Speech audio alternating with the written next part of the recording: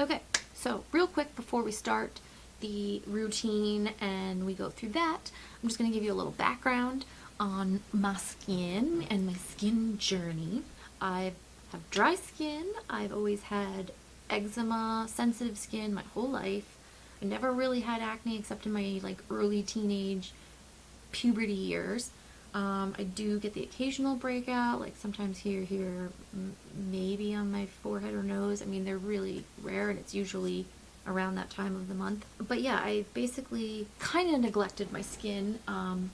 As everyone knows, we weren't really told how horrible the sun's rays were, so I didn't wear SPF every day.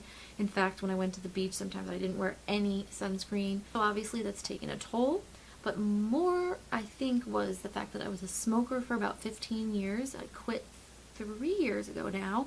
I'm sure that did a number on my skin. I had really bad, horrible wrinkles on my forehead. They're okay right now because I've done Botox. I'll probably do a video on that.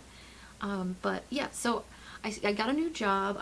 Before I got this job where I am now, I was going to school. I was poor, so I basically had the most minimal possible routine. I don't even think I really washed my face. All I used was this, yeah, the body lotion, which is okay.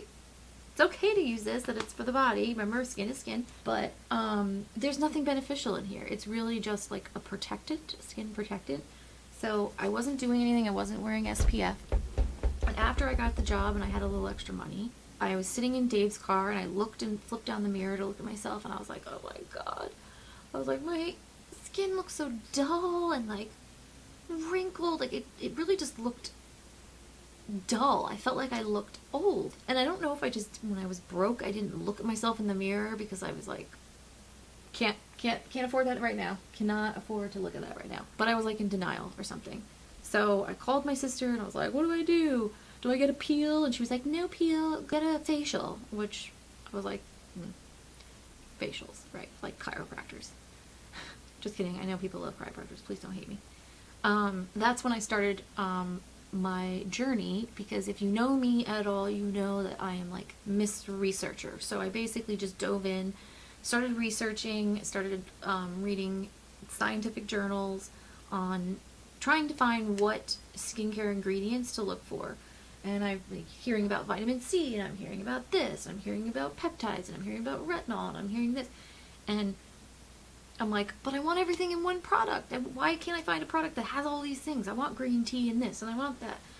So I basically started by adding a vitamin C serum, and after about 2 months of using that pretty consistently, I started to see results. I was like, what? My skin looked more bright, more even toned, luminous. I didn't even realize that I had age spots, dark sunspots all around my thing. And they started fading, and I was like, oh my god, skincare actually works. So the places that I read about vitamin C, which was Paula's Choice website, they have an expert advice section where you can read all about, skincare ingredients, and it's basically like having that one page in Cosmo that has all these great articles on skincare and stuff in this there's just never-ending articles. It's really great, and they break it down. So I was reading a lot of that, and because the things that they were saying were in line with everything that I had read in scientific journals, I was like, okay, they're gonna summarize it for me, and I trust what they do. I didn't use them at all to buy their products. I used Beautypedia and then the expert advice section to learn about different ingredients, but I used Beautypedia to find products that were well formulated for me and at the lowest cost possible. So I'll put links in the description boxes for very quick videos to show you how to use the website, because some people find it hard to navigate. So I have less than 2-minute video on showing you how to do that. So yeah, so basically I just started replacing products, adding, and started with a basic skincare routine, added beneficial products, whatever you want to say, and I've taken that whole year to slowly change and try new things, and that's where I've come, and I've settled on this. And the exciting thing is I found out that there are products out there that actually do something. And I love Paula's Choice because they let you know what to expect, what's real. There's no regulation that controls what like different companies say. Like I think the advertising for this, even though it's a really great product and it is very well formulated for anti-aging, they're talking about like lifting, firming, similar to Botox, and that's not real.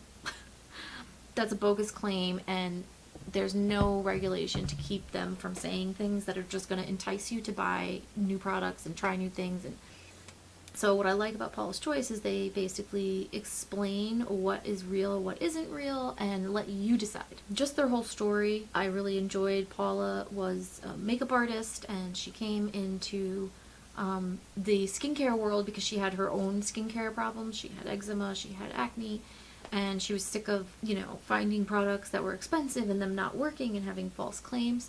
So she decided to start, I believe it was either a website or a book. I think it was a book to begin with, because this was like a while ago. It was like Don't Go to the Beauty Counter Without Me, where she basically did reviews of products and were like, don't get this product, do get this product. And through the years, her friends convinced her to start a skincare line, and she's done it as honestly as she can, because she really, her passion is the information and helping people find products. And that's why I love that in Beautypedia they'll have, you know, a Paula's Choice product rated the same as a drugstore product, and they'll say exactly the same ingredients, well formulated, you choose. And that to me is not sketchy. I think it's a bad business model if you're not doing it to be honest. And I believe that they're honest. So most of the information I have gleaned has been from scientific journals, but I do use Paula's Choice website the most because it brings it all together in an easy to understand manner. So that's my skincare journey. So I believe in the skincare, and I just want to share the information with people and get you the best skin in your life. So yeah, so that's my video. Thanks for watching, and tune in next time. Thanks a lot. Bye.